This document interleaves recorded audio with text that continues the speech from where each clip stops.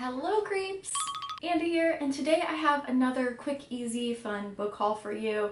I thought it would be a nice break from the really long video that I made. The last video that I uploaded was like 30 minutes long. If you hear noise, it's my cat being an absolute demon, so I apologize about that. But otherwise, let's get started. Most of these are from my used bookstore. I found a few from the dollar store actually, and then a few were actually sent in by you, so we have a few from the P.O. box as well. Okay, I gotta take this away from my cat. She's being so loud. Hold on. Books that you guys sent me of your own work. So I'm excited to check those out as well. So let's just jump into it. The first book... Oh my god. Dude. My cat is a wizard. She's playing with something loud, and every time I go to find it, I don't know what she's playing with. Anyways, I got Elevation. This is a novel by Stephen King. I actually bought this one for a purpose, but I don't know if I'll actually end up making that video. Well, you guys tell me. I was gonna make a video reading the most popular horror books of the last like 5 years or so, but they're mostly just Stephen King books, so let me know if that seems like something that would be interesting to you. But this one was $3.50, and then the inside cover just says Castle Rock is a small town where word gets around quickly. That's why Scott Carey wants to confide only in his friend Dr. Bob Ellis about his strange condition. He's losing weight without getting thinner, and the scale register is the same whether he is in his clothes or out of them, no matter how heavy they are. Scott also has new neighbors who have opened a fine dining experience in town, although it's an experience being shunned by the locals. Deidre McComb and her wife, Missy Donaldson, don't exactly conform to a lifestyle the community approves of, and now Scott seems trapped in a feud with a couple over their dog dropping their business on his lawn. Missy may be warm and friendly, but Deidre is cold as ice. As the town prepares for an annual Thanksgiving 12K run, Scott begins to understand the prejudices the women face and tries to help. Unlikely alliances form, and the mystery of Scott's affliction brings out the best in people who have indulged the worst in themselves and others. Seems like an interesting book to maybe read in November because it has something to do with Thanksgiving. It's also really short. It seems pretty small. So let me know if you guys have read this one and how you feel about this. I bought That Guy, another Stephen King book. I don't think I have this one, but this cover just speaks to me. Every time I see this cover, I love it so much. And so this is Night Shift. It says, from the depths of darkness where hideous rats defend their empire to dizzying heights where a beautiful girl hangs by her hair above a hellish fate, Night Shift will plunge you into a subterranean labyrinth of the most spine-tingling, eerie imaginations of our time. So I think this is a book of short stories, if I'm not mistaken. I think so. And this was $2, and I really wanted this cover, so had to get that. I also picked up this. This is Tess Gerritsen's The Surgeon. Now this was a random book that I just saw on the shelves, but I've been using Goodreads kind of as a guide. Usually not at my used bookstore, but if I find books like this where I've never even heard of them before, I'll just search them on Goodreads and see if they have a good rating. And this one had a pretty high rating actually, and it sounded interesting. The back sounded interesting, so I was like, I'll just pick it up. This again was $2. It says, he slips into homes at night and walks silently into bedrooms where women lie sleeping, about to awaken to a living nightmare. The precision of his method suggests he is a deranged man of medicine, prompting the Boston newspaper to dub him the Surgeon. Led by Detective Thomas More and Jane Brazzoli, the cops must consult the victim of a nearly identical crime. 2 years ago, Dr. Catherine Cordell fought back and killed an attacker before he could complete his assault. Now this new killer is recreating with chilling accuracy the details of Cordell's ordeal. With every new murder, he seems to be taunting her, cutting even closer from the hospital to her home, and neither Moore nor Rizzoli can protect Cordell from the ruthless hunter who somehow understands and savors the secret fears of every woman he kills. This is gonna be like pushed up on my to be read list because this just sounds so interesting. So yeah, let me know if you guys have read that one as well. Next up, I got Michael Crichton's, is it Crichton? Sphere. I do remember watching this movie a while ago, and then I saw this and I'm like, oh, I'll just pick this up and read it too. It says, in the middle of the South Pacific, 1,000 feet below the surface of the water, a huge vessel is discovered resting on the ocean floor. Rushed to the scene is a group of American scientists who descend together into the depths of the sea to investigate this astonishing discovery. What they find defies their imagination and mocks their attempts at logical explanation. It is a spaceship of phenomenal dimensions, apparently undamaged by its fall from the sky, and most startling, it appears to be at least 300 years old. This was $1. $1.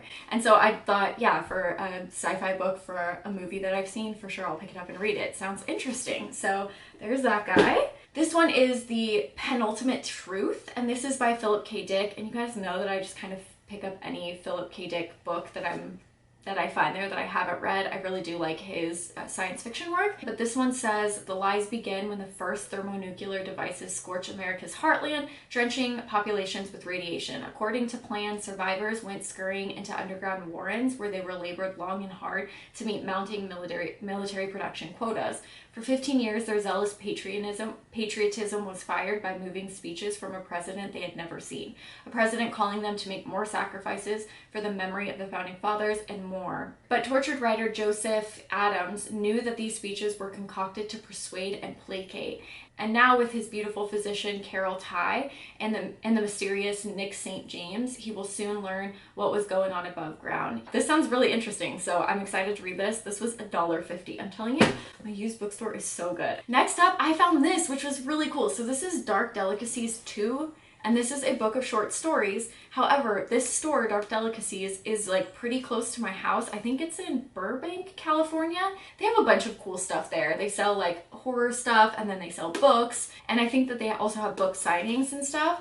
And some of the writers, I have no idea who they are, but then that like Max Brooks has a short story in here. So I thought that was really a cool, interesting find. This was $4. This collection has 20 superb, sublimely dark tales written especially for this volume. I think that this is going to be fun to read. I'm excited. I just saw this and I'm like, no way, that's the store. I've been to that store before. So I thought that was neat. And then this I am so excited for. And it's so funny because this book is in my Amazon cart right now.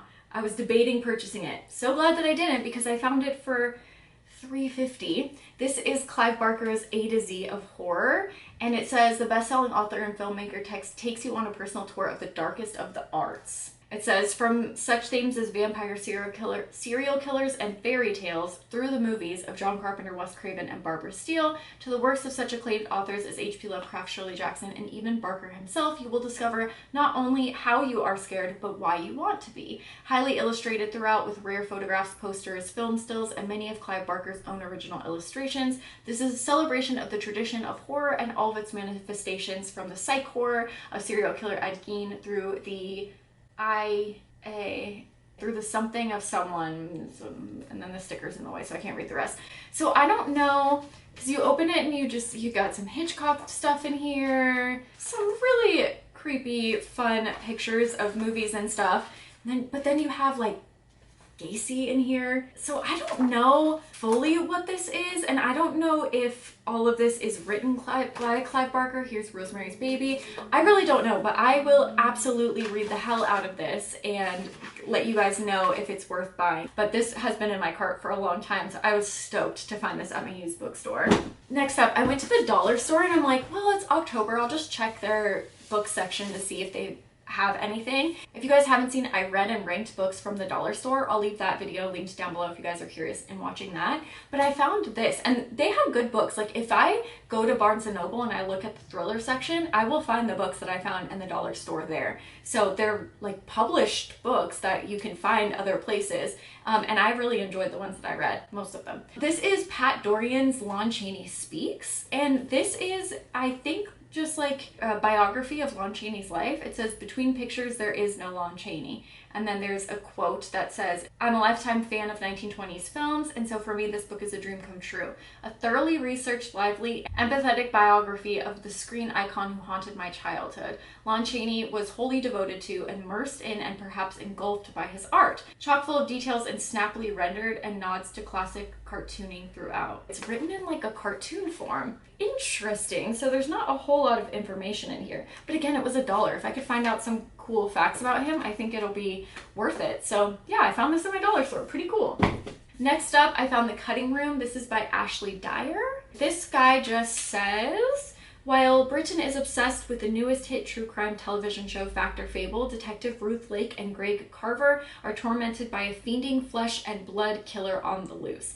Lured to a crime scene by a mysterious digital invitation, Ruth Lake is horrified by what she finds, a bizarre and gruesome tableau surrounded by crowds of gawkers. The Deadly Work is the latest art installation designed by diabolical criminal dubbed the Ferryman. Not only is the criminal cold-blooded, he's a narcissistic exhibitionist desperate for an audience. He's also clever at promoting his deadly handiwork. Exploiting England's current true crime craze, he uses social media to titillate and terrorize the public. I don't know, this sounded interesting. It was $1, so I thought I'd pick it up. Now let's get to books that were sent to me in my P.O. box. I have these, and this is by Christian M. McGee, and this is The Ambitions of Abaddon.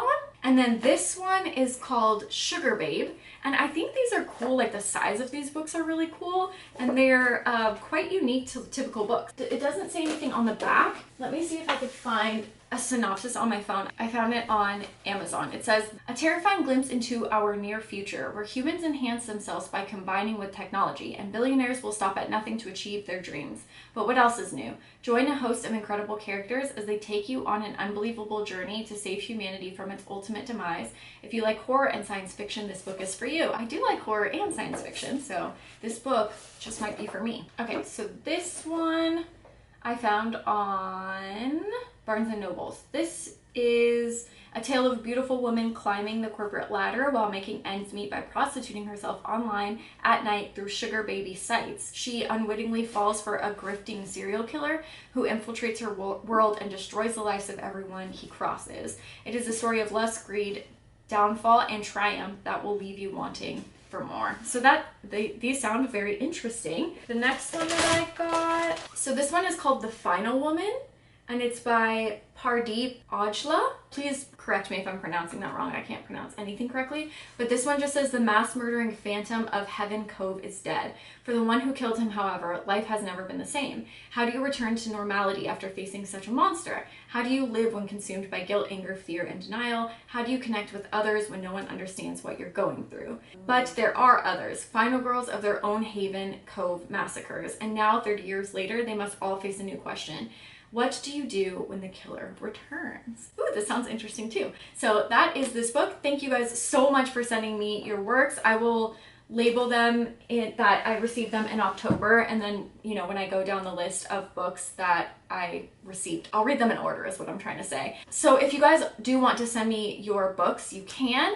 I have a ton to read before, but I will incorporate them into my book hauls so people at least have access to them before I get around to reading them, because it's going to take me forever to get through all the emails that I have. But let me know what you guys think about this haul. Let me know what book sounds interesting. Let me know if you've read any of them. Thank you so much for the authors who have sent me their work. I really appreciate it. These books look like a lot of fun. And I will see you soon with another horror video. Bye guys!